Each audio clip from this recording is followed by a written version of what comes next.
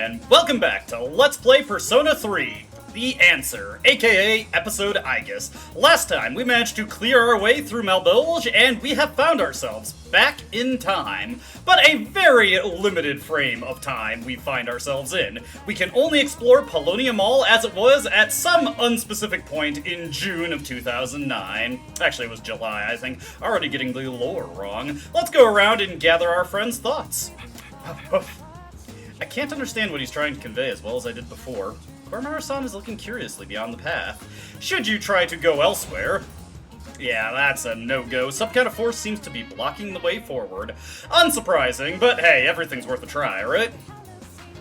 Looks like this place really isn't connected to anywhere outside. It's just like the dorms. Whenever we try to leave, some invisible force just pushes us back. Okay. Nothing we didn't already know there. A door that leads to the past? Didn't your sister say there are multiple of them too?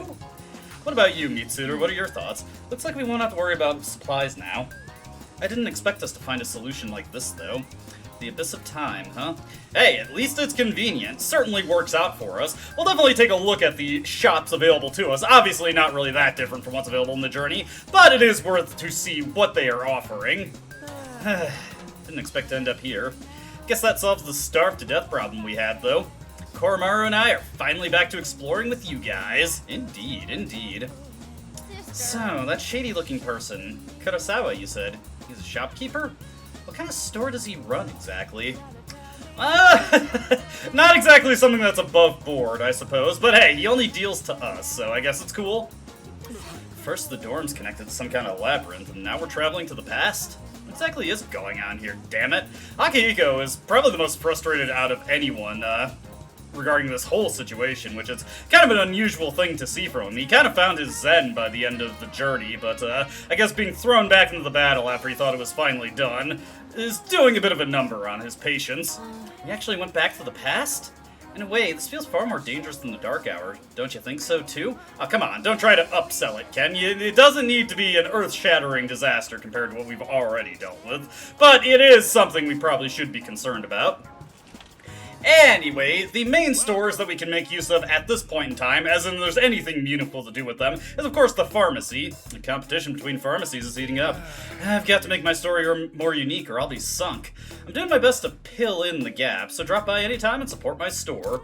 The Aokige Pharmacy sells all kinds of recovery items. Not anything we don't already know, but its inventory has rolled back a bit. Regardless, it would probably be a good idea to buy at least as many band-aces as we could. As you can see, we don't have much in the way of money right now, though we do have some stuff to sell to Kurosawa. Speaking of, we may as well check out Kurosawa right now. Alright. Get up. So you're with the Kurijo too, huh?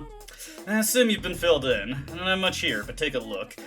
And, of course, the police station, as always, sells equipment to us, and is also where we can sell our various treasures to, so we may as well liquidate all that for the time being. And I don't really plan to buy too much from here, but I may as well browse what accessories are available, see if there's anything particularly useful, and honestly, not really. Not anything I feel is really worth spending money on. Now, in Persona 3 FES, I would actually say that Kurosawa serves more of a valuable function compared to his role in the journey, at least in the FES version of Persona 3. It is often just a nice way to keep your party geared up to buy equipment from him for a variety of reasons. That is not really the case in episode Aegis. We can mostly just ignore Kurosawa beyond just using him to sell crap to him. And the reason for that is the antique store is one of them. Another one coming up shortly, but for right now, the antique store, same as before, we can trade in materials to get very good equipment, far more interesting stuff than anything Kurosawa will ever sell us. Seems this lady owns the antique shop. Officer Kurosawa told me about you. This has been a humble antique shop. Having said that, I believe I can be of some assistance to you. You know what a base model is, right? For crafting weapons, I mean? And I believe her spiel is basically the exact same as it is in the journey here. So we will just move on through this. Of course, we can trade for items. We can also do our item fusions. Once again, materials that are used in item fusions can be found in the Abyss of Time. That is the only difference between the text between the two versions of the antique store. Anyways, does not really look like there's anything we can fuse at this point, though we'll definitely want to pick up some elemental bracers when we have a chance to. Yeah, just no go for actually creating anything here. These root cestices might actually be worthwhile. Any cards we can get? No. Oh, actually, we could get a growth 1 card. I'm actually tempted on that. Let's see here. You know what? I will actually buy this crit rate boost card, or trade for it, rather, as well as... Ooh... Growth 1 is tempting, but you know what? Divine Grace, I think I can actually make good value out of that. And any particularly interesting items? Not really. Let's get on out of here. We will exit for now. Come again? I plan to. But yeah, that is going to be one source of our equipment throughout the game. The other one should be coming up in the very near future. Anyways, with all that done, back to the dorm.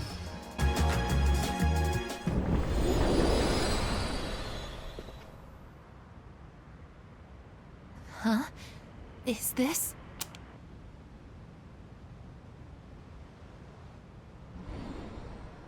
Oh, wow. I didn't think we'd emerge here instead of the Desert of Doors. But I guess it's not completely improbable, since this place seems to be fully connected to the Abyss of Time now. Maybe it was influenced by everyone thinking of making frequent supply trips. In any case, this will certainly make it easier to go back and forth. Hello? Yo, little sis, what's with the holdup?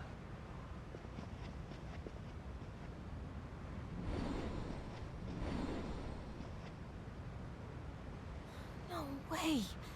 Seriously? Hey, keep it moving. The rest of us need to get through too. Though we have secured a means to acquire supplies, we remain trapped in the dorm. What awaits us further inside the labyrinth? Nice. That's right. Junpei and Kotamaru have rejoined the party.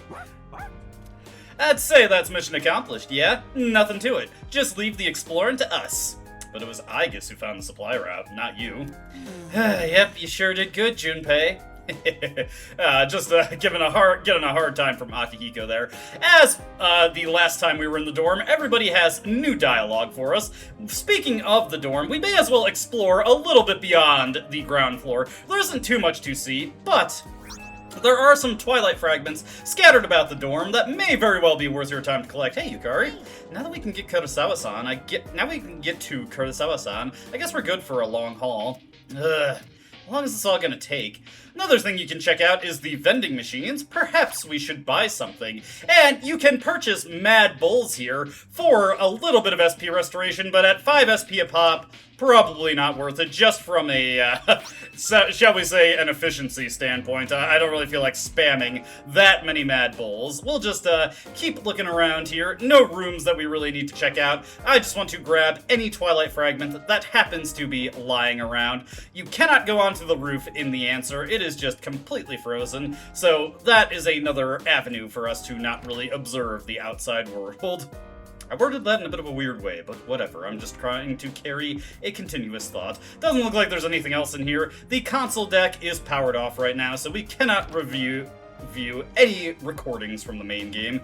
Honestly, kind of sad. I feel like it would be interesting to see Aigis' thoughts on those, but that's neither here nor there. Let's catch up with everybody and see what they think. Truth be told, I think I'm actually starting to enjoy this exploring stuff. Isn't this rather fun, sister? I guess so. I mean, I'm having a good enough time. I know we need to hurry and get through the abyss for your sake, but it'd be kind of sad for all this to come to an end. You get what I'm saying? Oh no, her heart is already in the longing phase. The view outside the window looks normal, but I can't shake this weird feeling. I can't exactly put my finger on it. For all I know, it could just be my imagination. I wonder if you scrutinize the cars that are moving out, but in front of the window, if it's just a Mobius strip of the same cars over and over. I mean, obviously, from a practical standpoint, that probably is already the case anyway, but, you know, adds to the whole time loop thing, serendipitously. I thought I'd been doing alright, making sure my stamina doesn't get any worse, but I guess I thought wrong. Actual combat can't compare to working out at the gym, but that's just an excuse. We're dealing with a lot here, Akihiko. Looks like it'll take Kirijo-senpai a little more time to search for intel. I'm currently going through all the documents she's found so far, but it shouldn't take too long. There's a lot we have now, so I'm sure we'll find something. I'm not exactly sure where Mitsuru actually is at this point. can't understand what he's trying to convey as well as I did before. Kodamaru-san seems motivated, I think. Bit unfortunate that we've lost a direct line of communication with Kodamaru. Alright. Who would have thought we'd be back at it again with this endless exploration? I'll just do what I do best. No slacking off for me. I don't want to cause trouble for our leader, Ai-chan. Okay, with all that established, back into the abyss we go. Hi. Are you ready to start exploring? Oh, you know it. Okay, I'll let the others know. Before we get into things in Reload, let's check out a couple things in the original version of The Answer. Now, I want to go into the antique store real quick to highlight a pretty major and very unfortunate difference here.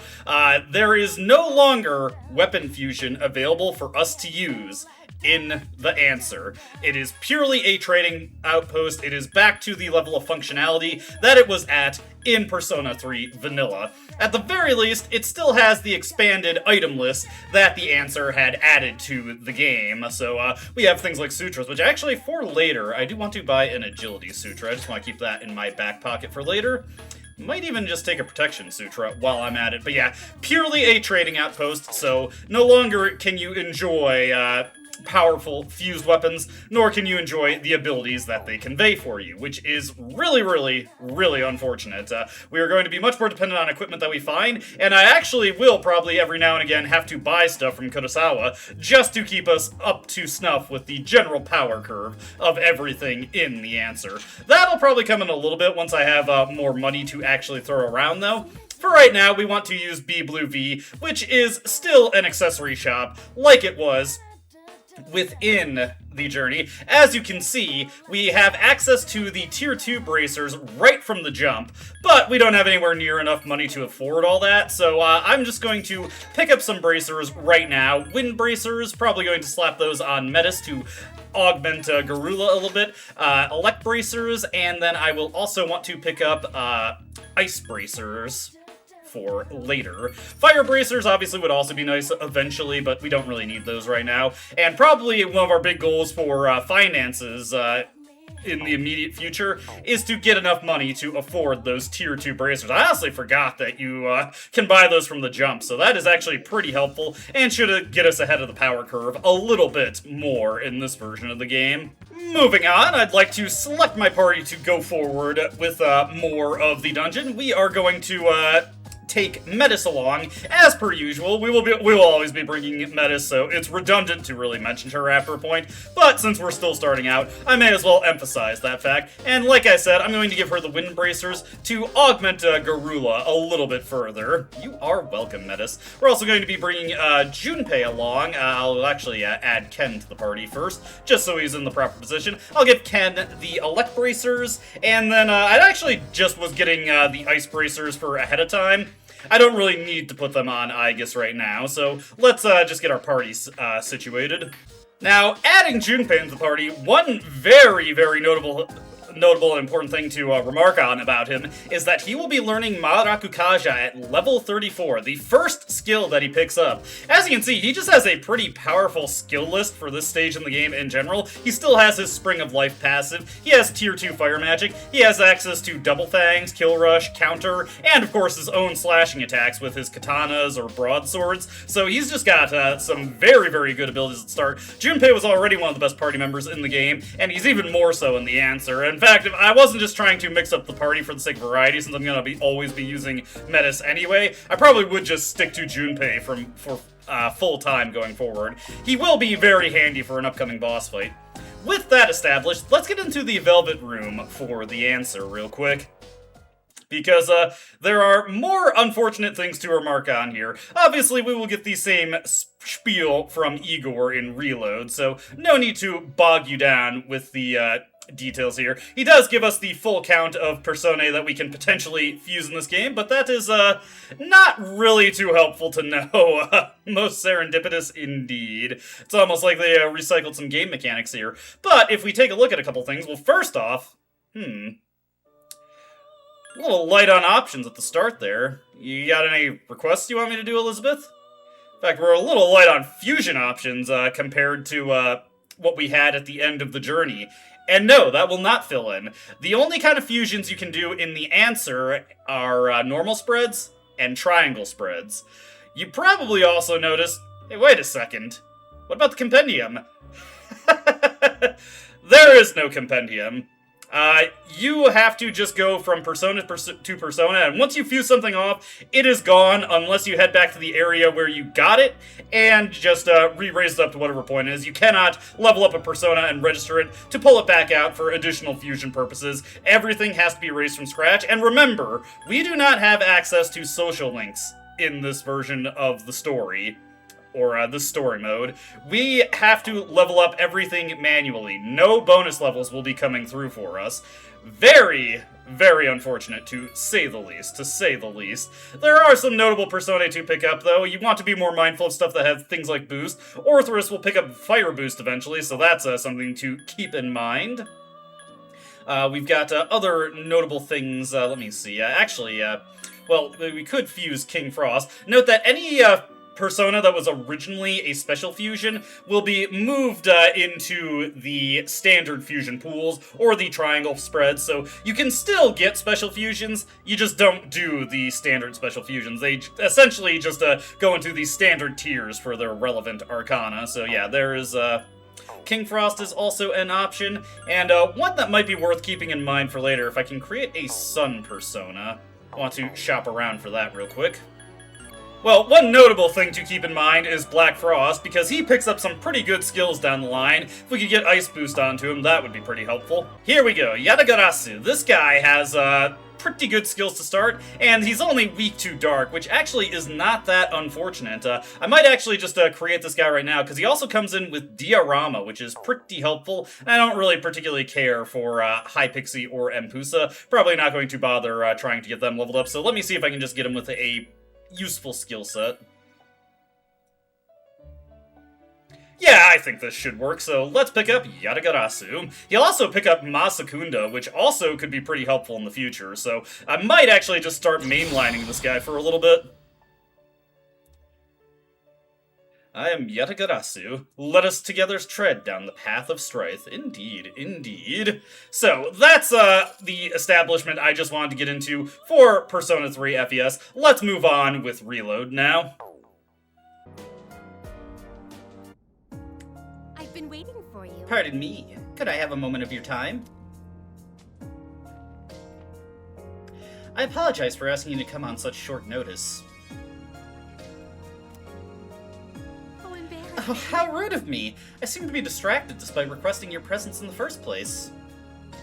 Now then, seeing as you've awakened to your new power and begun exploring, I have something of a proposal for you. I happen to have certain matter on my mind, you see.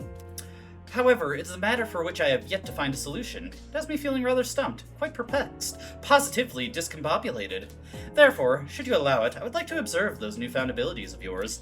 I ask that you fulfill my requests. I believe doing so would prove to be an adequate demonstration of your power. Naturally, you will be rewarded upon the completion of any such tasks. Well, that concludes the detailing of my proposal. I am very much looking forward to witnessing you utilize the fullest extent of your power. It seems I can now choose to accept Elizabeth-san's requests. Okay, works for me. But yes, new to Persona 3 episode Aegis, Elizabeth actually has requests in this version of the story that you can perform, essentially the same as the ones, or spiritually the same as the ones available in the journey, minus some things that would involve us talking to the townspeople, of course. We will just regularly return to Elizabeth with the requests that we have completed. Even in the face of tremendous hardship, you continue to make great progress nonetheless. This is less of a reward and more of a gift from me to you. Please take it. And some Twilight Fragments acquired. I still cannot foresee the limits of your potential. I look forward to witnessing you grow even further. How may I assist you? Well, let's take a look at our requests here and see if we've completed any already. And yes, we've already completed the one for defeating shadows, getting us some medical powder, which is nice. A persona with Mabufu, getting us 2 Fierce Sutras, which might actually come in handy. A persona with Fatal End, getting us 3 attack mirrors, and some milestone for completing 10 all-out attacks. Done with style, getting us 10 Malachite, very nice.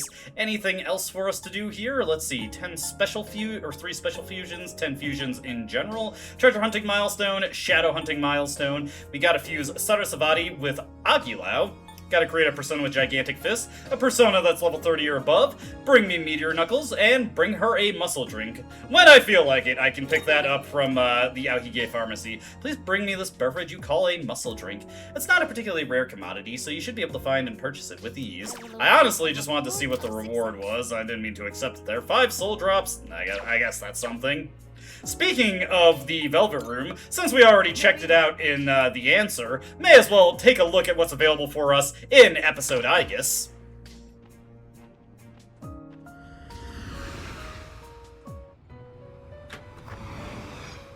Welcome. To the Velvet Room. I've been anticipating your arrival. The time has come for you to wield your power. My role is to create new personas. By merging multiple persona cards together, they can be reborn into a new form. One could call it a fusion of personas. There is much hidden potential within your persona abilities. We're pleased to have another guest who shows as much promise. If you wish to learn more about fusing personas in greater detail, then come talk to me so that I may give you some hints.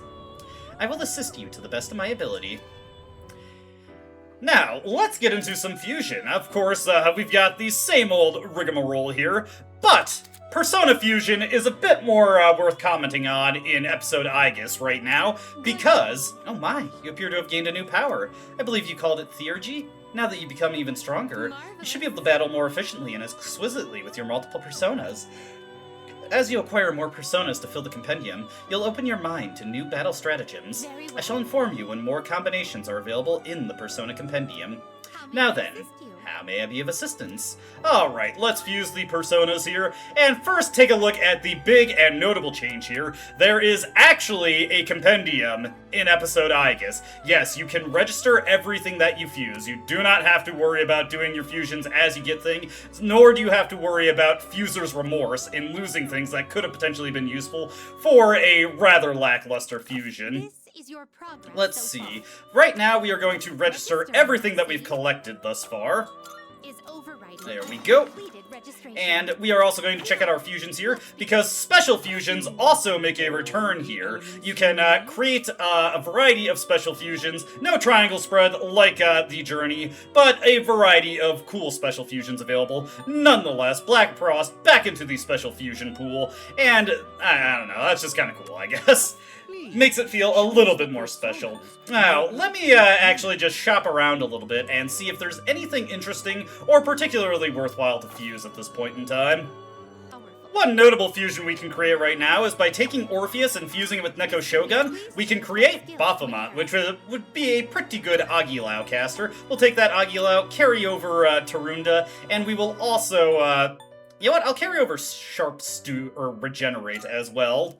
And this should make for a good Firecaster, plus we have access to some dark coverage. Not that that matters too much now that we have access to Koromaru, but it's there, Being that this is our first fusion within episode Aegis, we have to watch the complete animation again, just to see how it looks when Aegis gets headshotted by 2 cards. There we go, Baphomet. From here on out, you and I are 2 sides of the same coin. If you know what is best for you, then trust in my power. Let's see. Now, of course, the big thing to note about fusing in episode Aegis and the answer is that there is no equivalent to social links. That just straight up does not exist in this game. Not something you can hope to see. One thing we are going to want to create here is power. Definitely want to get this guy made. Let's take Zio here. And let's bring growth onto him so that he's getting a little bit of experience as we go. Give us a little bit of wind and elect coverage here, and we will just skip on through this. There we go. I shall be the shield that protects you from all danger from now until death. There's a very particular reason I wanted to fuse this guy specifically, even if we seem to out-level him on the surface. Very well. Oh, you appear to be harboring a new potential. The personas you have acquired are resonating with one another, elevating you to a greater heights. And with power fused, we now get a new Theurgy. Archangel is already registered to our stock, and he combines with justice, or rather power, to use the Justice Theurgy. This is medium pierce damage to all foes with a ridiculously high crit rate. The base critical rate of this is 50%. So not accounting for luck, if you can get a persona with apt pupil, this crits 100% of the time. Now, it is a relatively weak skill for a Theurgy, but there's plenty of value in being able to uncork a guaranteed crit at a moment's notice, so definitely keep that in mind as an option.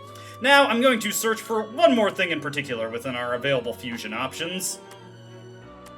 I was looking for something with some kind of auto buff, and you know what? Setanta is an acceptable start in that regard, so we'll pick him up. Then I can set him as my default persona, and Aegis will enter every battle going forward with a little bit of extra punching power. Definitely something we can make good use of at this point. If anyone dares to bother you, I'll strangle them to death without batting an eye. Eesh. Don't mess with Mo Howard here. Alrighty, I think we are prepared to get into the swing of things, so let's back out here. There are a number of things I'd like to fuse eventually, but they are not immediate priorities. We can move on just fine without them. Speaking of moving on, let's get our brand new Setanta equipped so that we're always benefiting from the auto Tarukaja. So appreciative that there is a set default persona option. Remember, you want to turn persona memory off in order to start battles with the same persona you had equipped before the last one. Fusing Baphomet got us the level 30 or higher fusion milestone. And that gets us 3 Bufala gems. I'll probably be able to find some use for those. Next one is level 38, so that will be a little bit. With all that establishment out of the way, let's get back into the Desert of Doors, as well as the new door that is available to us. Going into this next one, I'm going to switch up the party a little bit. Let's bench Yukari and Akihiko, and actually, you know what? No, let's bring Akihiko back in. Let's go with Kodomaru, since Akihiko did not get too much floor time to enjoy. Obviously, in FES, I'll instead be going with Junpei and Ken, who should be pretty good going forward. Anyways, Cocytus. This is the second door. Are you ready? Alright, let's get into it.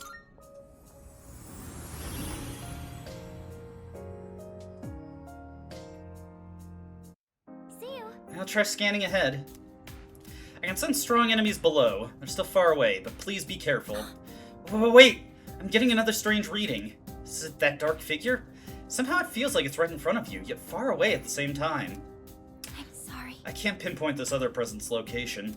I'm going to try looking into this. Please concentrate on exploring for now. Will do, will do. Let's get started. Ooh, already got a shadow just waiting for us right at the front. Let's sneak on up and blast away.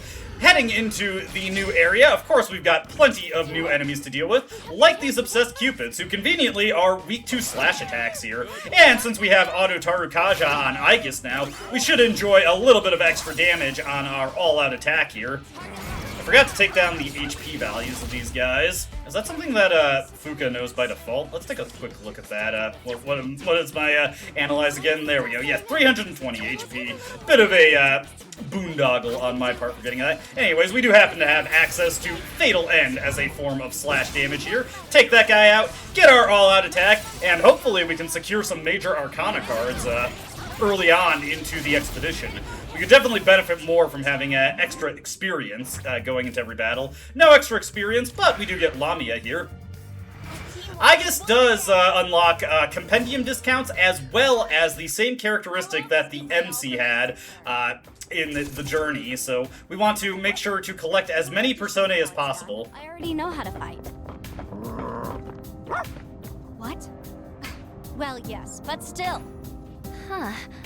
I wonder what they're arguing about. Looks like Metis took up the role of Dog Whisperer here, which I guess makes sense. She's the same model as Aegis after all. Here we've got another new enemy. We've got Muttering Tiaras here. These guys are resistant to fire and weak to wind skills. We'll just take down the Obsessed Cupid over here, go over to Aegis. Let me just double check those guys. Yeah, they're not resistant to wind, so we can switch over to a persona that has access to wind skills, like our handy-dandy newly acquired power, and get some good damage spread around on these guys. There we go. Ow! Not quite, not quite. Unfortunately, we don't have access to wind on Metis yet, so in this version of the game, I mean, so we'll have to just double up on Magaru casts. Now, at this stage, we can actually use the clock in the Desert of Doors in order to fully recover our characters without leaving the Desert of Doors and voiding our major arcana bonuses. But I wouldn't really say that's worth your while to do, so we'll just carry on. And we'll just carry on with that source of free healing, leaving the Desert of Doors. I don't think I'll ever really bother using the clock within the main Abyss of Time itself. There is a very particular reason you want to save your Twilight Fragments. Hopefully we can also get the High Priestess card. That'll really juice up the efficiency of our all-out attacks. Definitely want to get Justice Power powered up. It's Justice Power, and he lets us use the Justice Theurgy, and we just powered him up. Ditto for Principality, but that's not really as important to me right now. Get Mahama on him, which is a coverage option. Torrent Shot might actually be pretty good at this stage, so I'll definitely be appreciative of having that. Now that we have the Justice Theurgy also, we'll want to be mindful of anything that has access to Pierce Boost, which I might actually search which Personae have skills that I'm interested in for the future. I'd probably write these down and take notes so I don't lose track of what I'm interested in. While I'm thinking of it in this follow-up battle, there are some things to remark on with Koromaru. He actually picked up a couple new physical skills in the transition to Episode Aegis. Specifically, he starts with Fatal End and Swift Strike, which is a pretty nice multi-targeting option for him. He doesn't really get too much else in the way of interesting physical skills. This is kind of the extent of the new additions he gets. But hey, it's better than nothing, right? As far as the rest of his skill set goes, he mostly has the same. Getsue, though, has been dropped from his skill list because, well, as you can see, the moon is no longer a factor in our adventure, so he can't really benefit from the gradually increasing power as we get closer to the full moon, nor does the power diminish as the full moon gets closer or gets further away, so it's not really worth having a skill that is completely non-functional. There is kind of an amusing instance where they don't really pay that much mind in the answer, but we'll get to that when we get to that. It's much later in the game. Oh hey, we got some new enemies here. Let's see, these Venus Eagles are resistant to Slash and Wind skills, but are weak to Pierce and Ice skills. So I'm just going to, even though they're resistant to Slash, I'm just gonna let Koromaru go here, so we can get over to Aegis' turn, and just quickly blast these guys down with some quick piercing skills. And if they survive this all-out attack, then Metis can just freeze them down. Very appreciative that she starts with Bufala in this version of the story. The added coverage option is just really appreciated, especially because we can utilize Neo Orgia mode in order to get free casts on it. Well, I guess Akihiko is going for the kill here. They're not resistant to Elec, right? Let's go for Sonic Punch. We'll just do this. We'll punch with the sword and, of course, figures. You guys are making Akihiko look bad here. May as well show off Swift Strike then. Go for that. Beautiful. If we had access to Auto Tsukukaja for Koromaru, we could make that a little bit more consistent in hitting the maximum number of hits. No one can stop me and my sister. Indeed, indeed. Want to hunt for as much treasure as possible. Could definitely use money at this point. Less so for buying stuff from Kurosawa, even though we're essentially going to use him as a pawn shop. But for actually utilizing the newly acquired compendium. Another new enemy over here, we've got the Trance Twins. Let's see, these guys resist ice and are weak to wind and light. So honestly, they are just teed up to be knocked down by Aegis and power. We'll have Koromaru here go with the Swift Strike in order to spread some damage around, then switch over to power real quick. Since we don't have these guys logged in the analysis yet, we will just have to manually switch over. I mean, I guess I could have did the... Oh, wait. Uh-oh, was I looking at the wrong thing? I must have been looking at the wrong thing, or they're weak to Elec. They should be weak to light, though, so, let me actually make sure, let's go over to Akihiko here real quick. I probably was a little off-center when I was looking at the competitor. Yeah, okay, they are Elec. I'll have to update my notes for that when I have a chance. Alright, may as well go for Mazio to spread the damage around a little bit. Yeah, I have my notepad on one monitor, and then I have the compendium, or the enemy bestiary on the other monitor, and I just transcribe them directly. Sometimes I'm a little off when I'm writing it, or taking these things down. Just go for Mazio, why the heck not? spread that damage around, get more theurgy charge for Akihiko. Akihiko is, aside from Metis, our only real option for multi-targeting theurgies, and Metis, of course, comes with the opportunity cost that when she uses her theurgy, we lose direct control of her for a little bit, so definitely helps to just have a straightforward multi-targeting nuke with Akihiko. Pop open this chest over here, and let's make our way over here. Nice! Another Twilight Fragment. Definitely want to collect a ton of those. Again, there is a very, very valuable thing we can do with these later. Getting another moon, or new persona. Sorry, I saw moon there and my brain got confuzzled. Yamata no Orochi, so we will take him. Probably do a little bit of healing after this encounter. Level up for Aegis. Anything for Metis there? Nah. Let's do an auto recover here. I think Akihiko's our only one with the... No, Aegis has them too. Kuro-chan has found a place that leads down. Just automatically disregarding Aegis's abilities there. What's wrong with me? Had a lock chest over here. Oh, there's a treasure chest. And we will try to find it, Fuka, because there is something to note about locked chests that's worth keeping in mind. Hey, another new persona here, Yatagarasu, although based on the fact that it doesn't say new on it, it was probably already in the compendium. Regardless, I'm taking it anyway. It's mine now. If I haven't seen it, it's new to me. Hey, Sylphid Aura, very nice. This is definitely something we're going to want to throw up when boss fights come around. Give my all for my sister. It's been a while since we really need to worry about Sylphid Aura. Realized it before, but I think I've been pushing myself too hard. We'll have an easier time once we're able to resupply. Indeed, Akihiko. Now, as I was saying that there's something to keep in mind with lock chests, I'm not sure why I'm saying this like it's anything new or remarkable compared to how they were remarkable in the journey. But when you open up a lock chest, we didn't get there, there is a chance for a great clock to spawn, allowing us to quickly catch up anybody who is underleveled. Alright, let's try and sneak up on this guy. Got another lock chest open, so we may as well get that too. Hey, finally, a Major Arcana card. Let's take that. Tempted to take Power there, but we should probably get Arcana Burst going so that we're running into more valuable rewards as we collect various shuffle times throughout here. Got another lock chest to pop here, so definitely want to check this. It's a 2 lock one, so might even have something particularly good in it.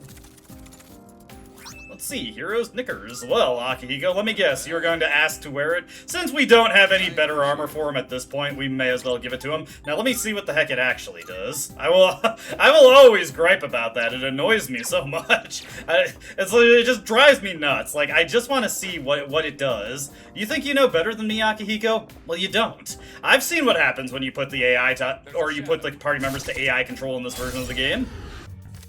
Hey, another Major Arcana. Kind of tempted to take Yatagarasu here, but we should probably just get more EXP coming through in general. Good idea to go for it. Besides, I can take this 5 of Wands. Well, ooh, actually, slash boost, never mind. We're taking that. Forget experience.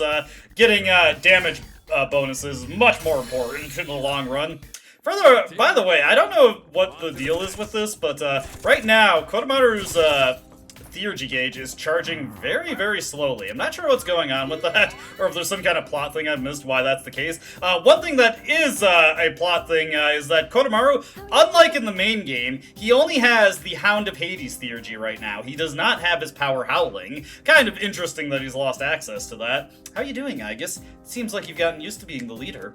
In fact, everyone seems more assured now. That's nice for me, because I can relax and focus on navigating. Let's both keep our wits about us, and we'll make it through this. Sound good? Sounds good to me. Indeed, Kodomaru.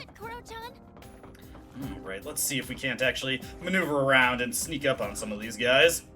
Moving in slightly erratic and undesirable patterns. Alright, we got another new enemy here. This is the Laughing Table. These guys resist Pierce and Elect, but I'm hoping that they are actually weak to wind. They're also perfectly, not susceptible, but perfectly neutral to something like Swift Strike. Alright, let us maneuver over to power, and hopefully I didn't have my, yeah, my vision wasn't off-center for recording the weakness this time. There we go, there we go. It's just helpful to hit them with the correct thing on the first try, you know? Now, unfortunately, we don't have the coverage to pass it on back to Aegis, so we're probably going to end up taking these guys out without the opportunity to get a shuffle time. Oh, boy. Come on, Metis. I know you can do better than that. Yep, no shuffle time, not surprising, but at least we're enjoying more experience at this point. Let us continue on over here. Grab our treasure within the pedestals, and grab our treasure within the chest. Well, it's more like a lockbox, really. But, you know, video game terminology. Everybody calls it a treasure chest, so we're just gonna stick with treasure chest. I'm not trying to one-up the video game characters here. Alright, 1940 yen. Kinda wish yen was just given out in the ridiculous values that it's given in FES, but can't have everything. Ooh, nice. We're getting pretty lucky with Twilight Fragments there. You don't usually get them this often. There's a shaft. Oh hey, and this is another new enemy, the Elegant Mother. These guys resist ice, they nullify elect, absorb dark, and are weak to light. So basically Koromaru has absolutely nothing going here. Let me see. I guess we'll just do Swift Strike and hopefully knock him on the rear end. Not coming through the way I was hoping there.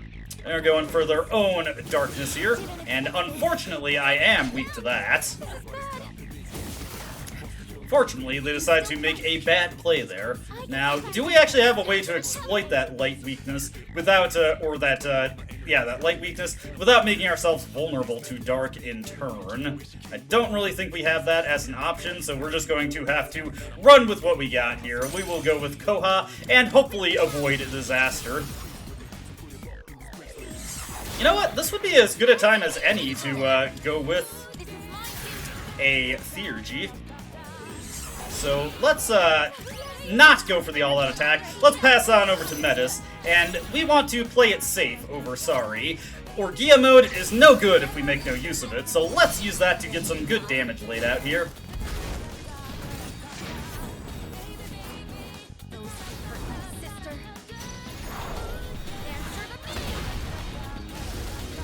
Nice! Not too bad, Metis, not too bad.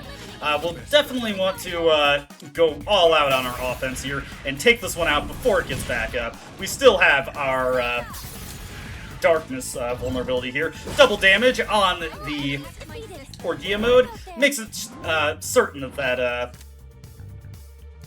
fatal end will finish. Yadagarasu here. Just want to level this guy up because the sun line of Personae always are rich in the growth line of skills. You have Mahama for Principality there. Alright, Diorama would actually be nice to have for Iga. Speaking of Diorama, let's do a little bit of healing here. Okay, on to the next floor. Nothing too interesting to see at this point. I'll probably just make an escape once we see our next one-way teleporter. No reason not to in the answer. Give ourselves a chance to catch our breath, and give me a chance to save the game also. Get a good skill from Yamata no Orochi here. We get single target boost. Definitely going to want to register for him for that and start passing that around. Now let's get back to exploring. Akihiko was asking if Shinji saw him punch a bird in the face in that encounter. Oof, took a bit of a beating in that encounter there. Brutal stuff. Gotta be careful with Igus here. We are at a point in the game where there's a very real threat that if I let her weakness get exploited, we get taken out. Of course, figuring out the threshold for when that's a serious threat, just something you kind of have to trial and error through. I'll always give my all for my sister. And we appreciate the efforts you put in, Metis. Grab this Malachite here, burst through this. No, I did not need to do that. Let's see here. How do I check my map again? It's been so long since I've had to do that. Okay. Forgetting how I fast travel to the stairs normally. Goodness gracious. Taking it out. Getting kind of late into the recording here, so I think I'll just continue on to the next floor. I may as well fit in some FES action for this video. Not too much to say. Mostly I'm going to be focusing on training in this version of the game, because we want to get Junpei to level 34 for later on. Over here we've got our first enemy to show off, Cursed Dice. These guys are weak to wind, and that's pretty unfortunate for them because we just picked up a pretty potent wind persona. So let's just take one of these guys out. Better make sure my tactics are in good order also. Let's just have everybody go on full assault to start things off. And I'll actually just get this guy out so that I can get the scans, because remember, I can have Metis do some actions in Neo Orgia mode to conserve on SP. She's also going to go for Garula here. And now she'll have her wind bracers, so that'll deal pretty good damage if it hits. But as you can see, yeah, these guys are resistant to all physical skills, weak to wind, and nullify dark skills. They have pretty low HP, so they are not terribly threatening. What is it, 233 HP altogether. Honestly, I'm just gonna go for a Pierce attack to finish this guy off. Still gets me shuffle time, because I'm finishing with Aegis here. The aesthetics of Cocytus in this version kind of remind me of the second block of Tartarus.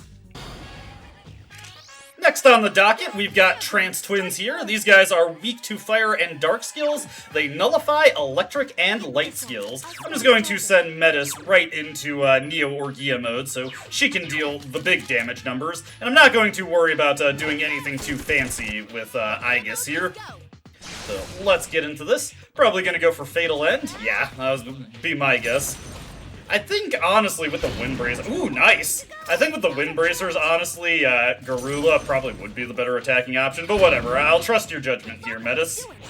Alright, let me see. These guys, yeah, block it. They only have 228 HP, so they're not anything too special. Junpei's probably just gonna, yeah, slash attack that one out of here. I was just trying to get them scanned, so let me see. What again were they weak to? It was, sorry, already losing track of myself.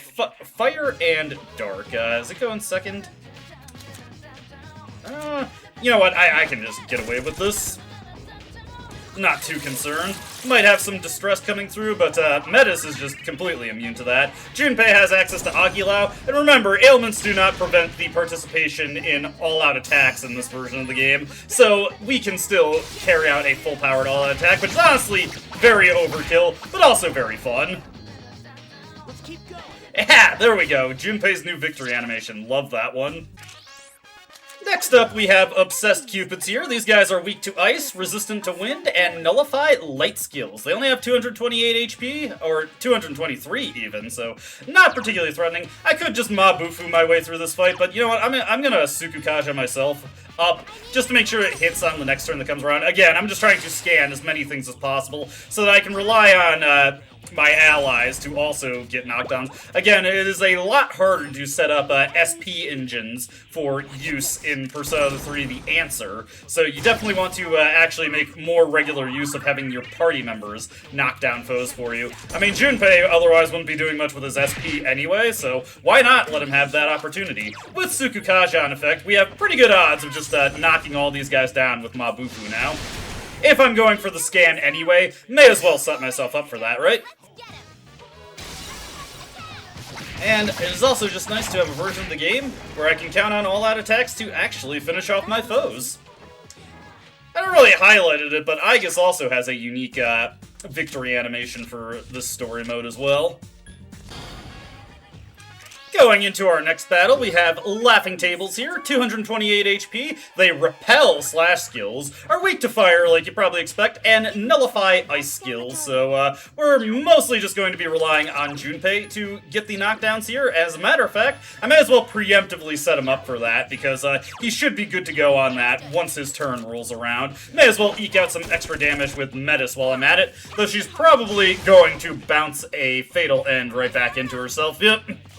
Not too surprising, but hey, at least you didn't have to foot the HP cost for that, so yeah, that's something.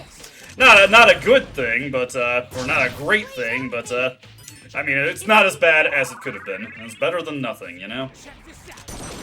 Anyways, here's Junpei, taking his sweet time knocking everything down. Honestly, maybe I should have picked up some, fire bracers for him, because that would be, I mean, he's, what, doing 90 damage here? That would get him over, like, maybe 110 damage? Yeah, that's not nothing. Alrighty. Granted, the all-out attack will still finish them off. Alright, there we go. As another enemy off the checklist. And Junpei's awesome victory animation once again. Oh hey, yes, you can find Orpheus in the Shuffle Time pool. He was not available. This is something that is completely new to The Answer. He was not a drawable persona in the journey. Another new enemy here in Tranquil Idol, and unfortunately I got a neutral strike. I do not want to give any enemy in the answer a chance to go. This is 245 HP, absorbs fire, weak to Electron Light, and nullifies wind and also repels dark. We've got a pretty good team for taking care of this. It is a bit unfortunate that we're not using Koromaru in this version, because in spite of the enemy we're fighting currently, there actually are quite a few dark weaknesses, including some relatively threatening enemies, so there's definitely value in having him along, even in addition to having Junpei along, honestly, just due to the different coverage that he offers. Over here, we've got Muttering Tiaras in the back there, 223 HP, they absorb fire, resist wind, and are weak to ice skills, so we'll definitely want to get the Laughing Tables taken care of first before we... Well, actually... You know what? I can actually make this work still. Let's just assign some targets real quick. This will set them back to act freely once the next battle rolls around. But yeah, we will assign the target just to make sure they don't bring the Muttering Tiaras back to their feet. I'll just have Aigis go for Mabufu. Still take them out, even if this doesn't do any damage to the tables, and then once Junpei gets his knockdowns, that'll set us up for another all-out attack. There we go. Metis does not have access to Bufala just yet, so still have to rely on Aigis for ice coverage, and Mitsuru is doing something. Whatever she's doing, I'm sure she's doing it well. For now, let's just get an all-out attack out. Let Junpei get a little bit more glory here. Been seeing his victory animation a lot, actually, and I appreciate it. It's a good animation. This is actually something I'm very disappointed about in episode Aigis. No new victory animations, and that did upset me. Not even any new splash screens for winning with all-out attacks. What the heck? Got a rare chest here with a new weapon for Aigis, a 6-shot. Definitely going to slap that on, less because I really care about the bonus damage, although that is actually really, really good. Yeesh. Plus 40 HP. Some of these Orgilibiuses that I've picked up do have abilities on them, but this is better damage, better accuracy, and a huge durability boost. So you know what? Really good pickup. Honestly, even independent of the bonus attack power for our all-out attacks, the 40 HP probably makes that worth running for quite some time.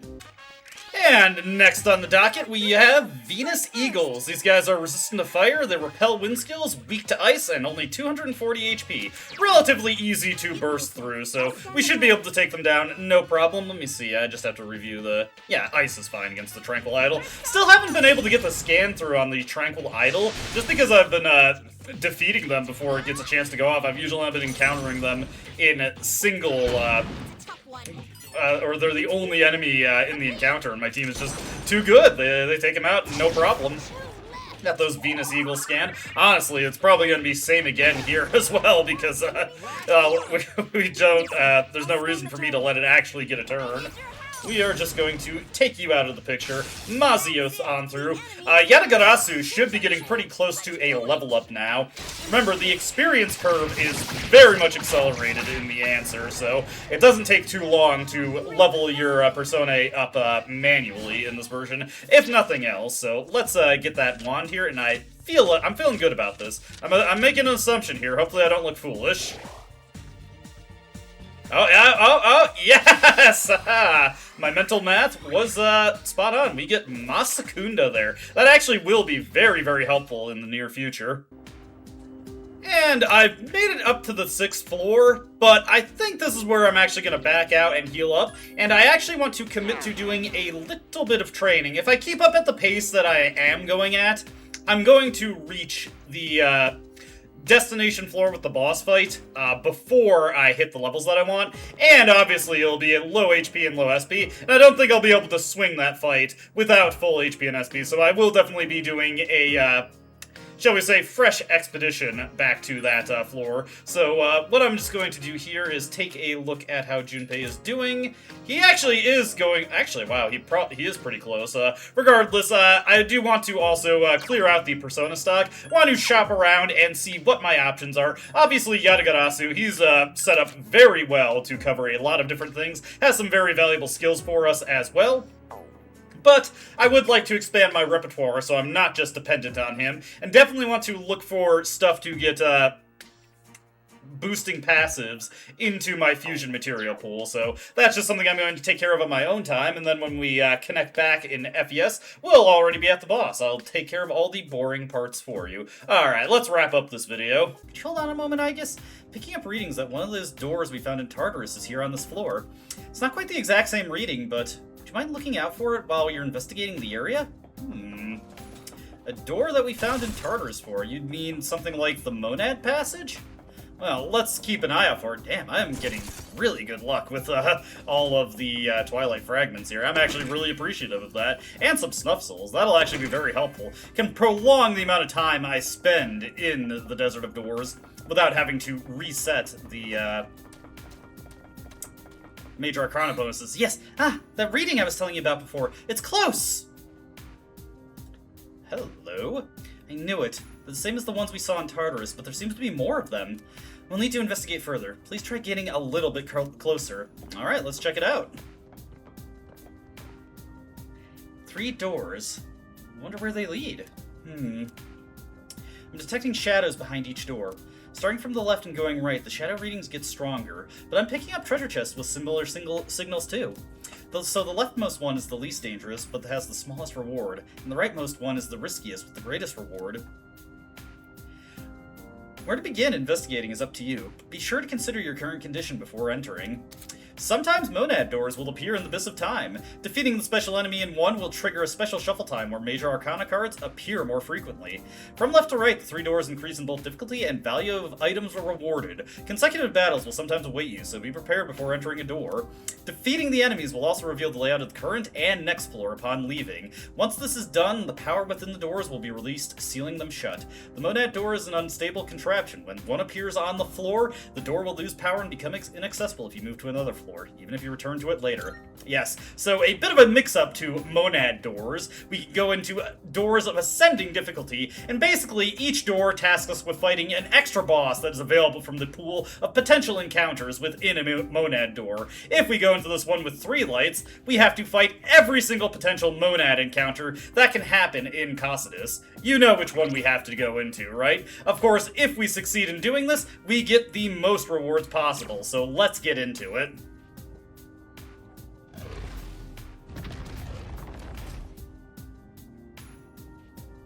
Alright, what kind of creatures await us in here? Obviously it's going to be palette swaps of enemies we're all too familiar with, but they're going to be a bit more potent than we otherwise would deal with. As a matter of fact, it would probably be a good idea to just make sure Aegis is topped off with one of those Snuff Souls that I got before. The battle ahead will be unavoidable. Are you sure you want to go on? I'm as ready as I'll ever be. Alright. I can't afford to lose. Now come get me! And here we go. We've got the red sigil and the blue sigil. Let's see. The red sigil is the actual boss. It absorbs fire and is vulnerable to ice. The blue sigil is just a particularly powerful enemy, and very unfortunate for it, it is weak to slashing attacks, so we can just take that one down immediately. Pass on off to Metis over here, and have her do a Bufala to knock this thing down. Let me see.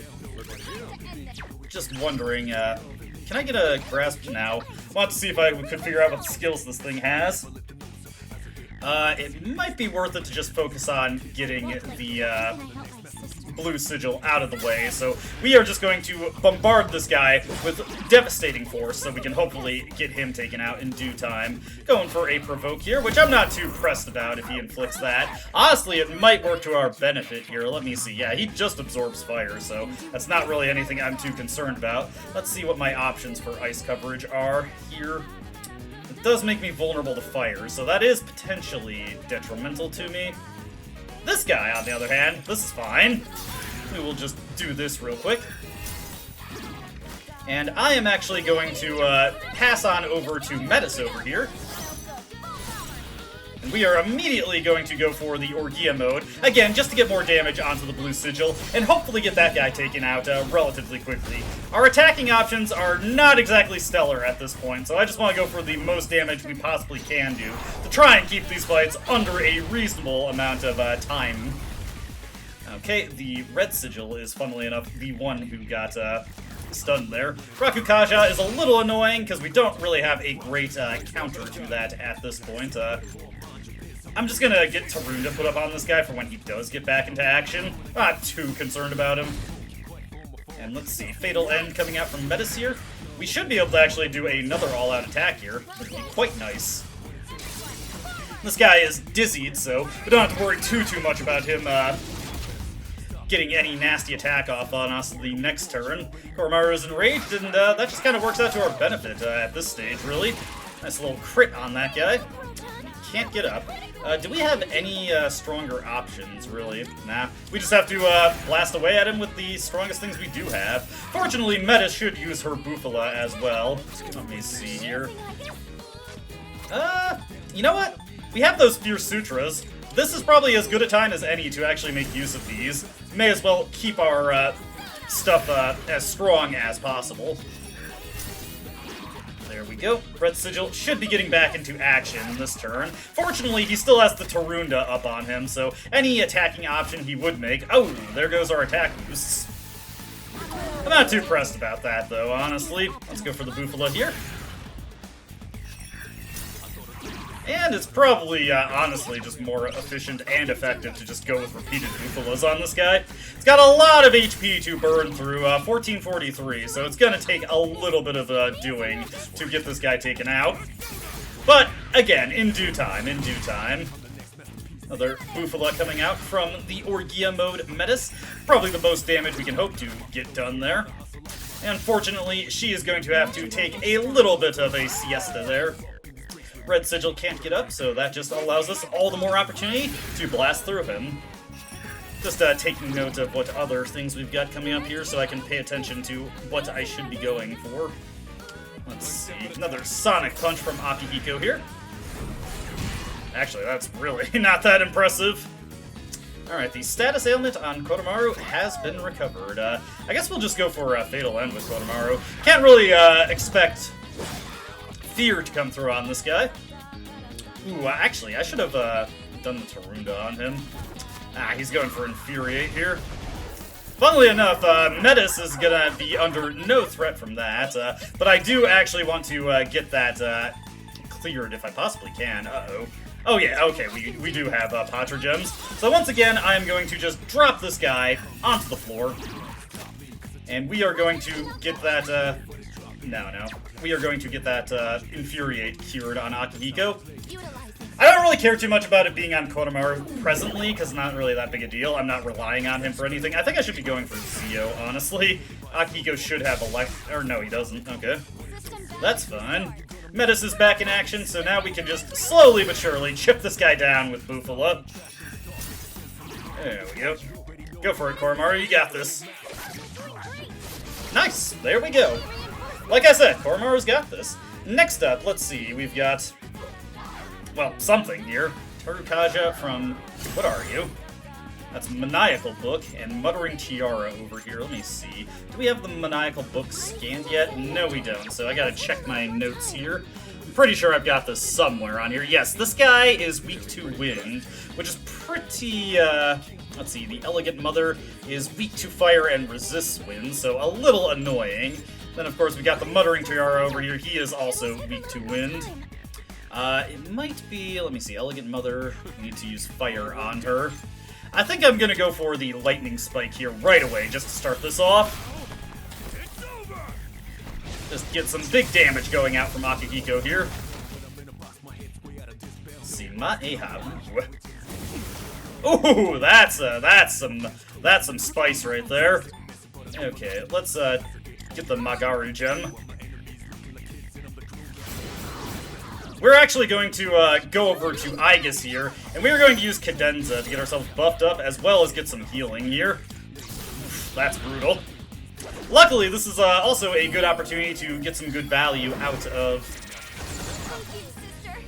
our recently fused Baphomet. Let's see, he's going for Racunda on Metis. That's honestly not that big a deal. Let's get Baphomet equipped. We will go for Aguilau here. Get the big damage going on this thing. There we go. And let us shift over to Metis here. Just so I can try and get this charged up a little bit, her Theurgy. We'll go for Fatal End on this guy, just more for fishing for a crit than anything else. Yeah, unfortunately, Koromaru is still enraged. That is a very, very fortuitous hit there that inflicted Dizzy. Okay, let me see. Now where to strike? We'll just get some punches laid in on this guy. Elegant Mother cannot get up. We will go for Fatal End on this guy. And we are just going to have to burn through these guys slowly but surely, because I don't really have access to a good way to deal any good damage to them. Let's see, Maniacal Book, resist ice. I don't think the Muttering Tiara is resistant to this either. That wasn't really worth its weight in the MP cost. Let's see, let's go for the Swift Strike here to get a little bit more damage tacked on. And get this guy out of here. Alright, now we just have to deal with her. Having her rather, ooh! That's unfortunate. That is why it is good that we got some, revival items here. Yeah, Metis, did not really, handle the, shall we say, the, oh my god, my brain just, crapped out on me. She did not handle the defense debuff very well. We've got some serious competition here. Definitely want to get the Tarunda set up. Probably gonna have to use another Snuff Soul. Let's see, Poisma is just annoying. Well, actually, I don't know if I have any way to cure that right now. I do have one by Sudi Gem, so we're just gonna use that immediately, because I don't want to deal with that Poison Tick the entire battle. Alright. Accuracy and evasion have reverted, which shouldn't affect us too much. Let's go for the Agilao here. And I'm actually going to take this opportunity to use a Snuff Soul on Aegis. We're definitely going to need the extra SP for the remainder of the fight.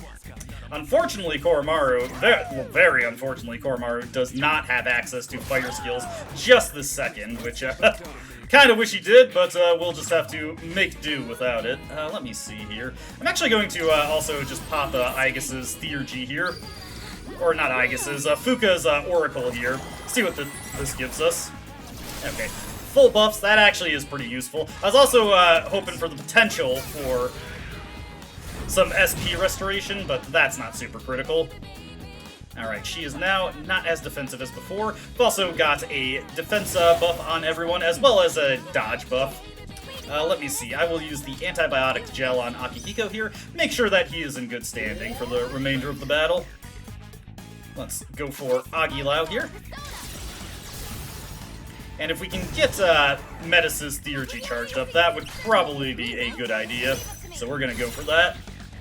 Remember, by passing over to Metis, we get a huge charge bonus to her. Specifically if we're doing it with Aegis. Koromaru completely no-sells what this boss does, so we don't have to worry too much about what it's doing to him. Do some Sonic Punches with Akihiko here. There we go. Kind of wish he had his, buff bonus. Demonic Decree, I think that's like a percent HP attack. Regardless, we completely no-sell that, so it's not really anything I'm overly worried about. Great. Go for another Agilao here. Once again, I will just pass it on back to Metis. I'm actually going to take this opportunity to scan the boss, just to get a little bit of Theurgy charge for Fuka there. Might help us out a little bit. Never know when the Oracle will come back into relevance. Oh boy, we've got a serious boss fight on our hands here. Wasn't expecting this to be as difficult as it is, but again, we are just back to square one when it comes to, I don't know, everything. There we go, that's that one down. Next up, we've got the Phantom Mage here. This one resists elect, is weak to wind, and repels light. We better be mindful of what this guy is capable of. We do have some Fierce Sutras to work with. Let's just go for the Fatal End here to start. There we go.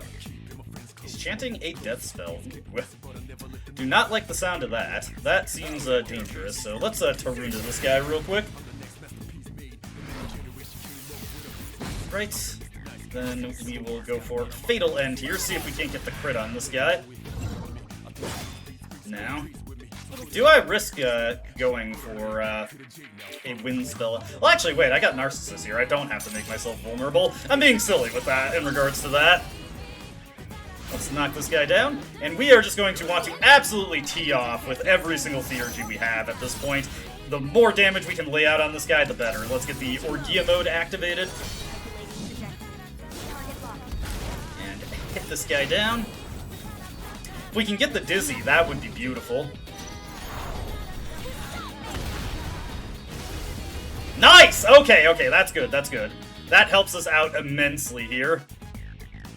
Come on, Koromaru, get your theurgy. Ah, come on, boy, you can do this. We'll just have to deal with this. We also have Lightning Spike from Akihiko in the tank. Yes, there we go. Okay, and we'll get a chance to pop that off. We are just bursting everything out here. Going for the Lightning Spike. There we go. Metis is probably going to go for Fatal End here. No, Assault Dive, okay. Now is an opportunity for Aegis to bust out something completely new here. It's time to uncork our Justice Theurgy. I'm going to switch to something that I just think is relatively safe here, and then we will use the Justice Theurgy to get some good damage set out here.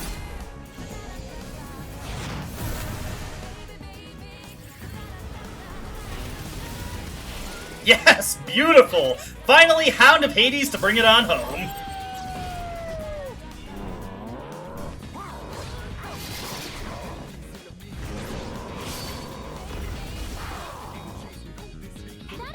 Oh, boy!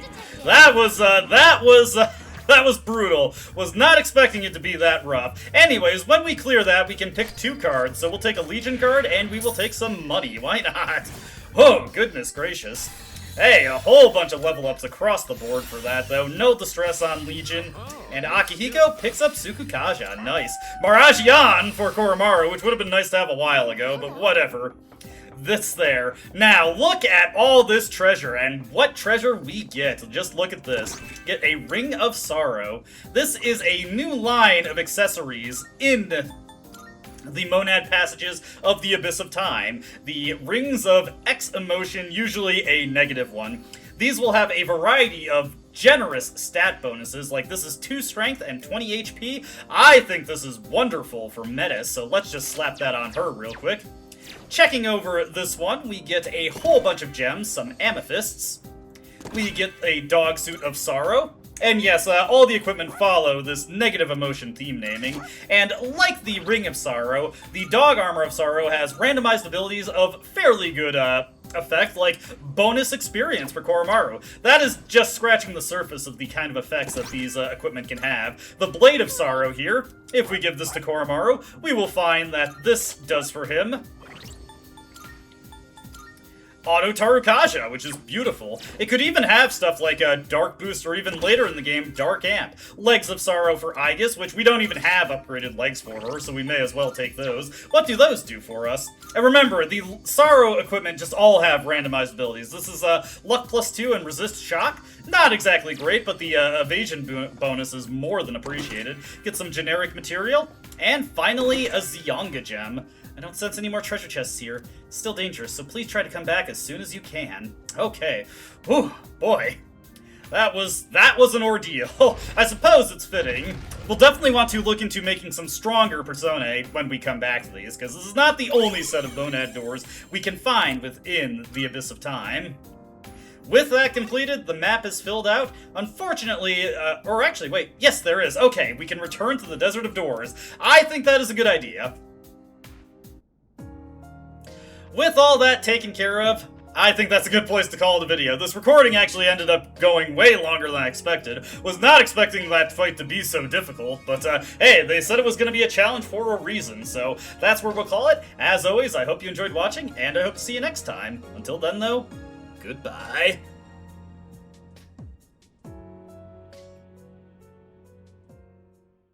I don't dispute the doubts you've outlined, no.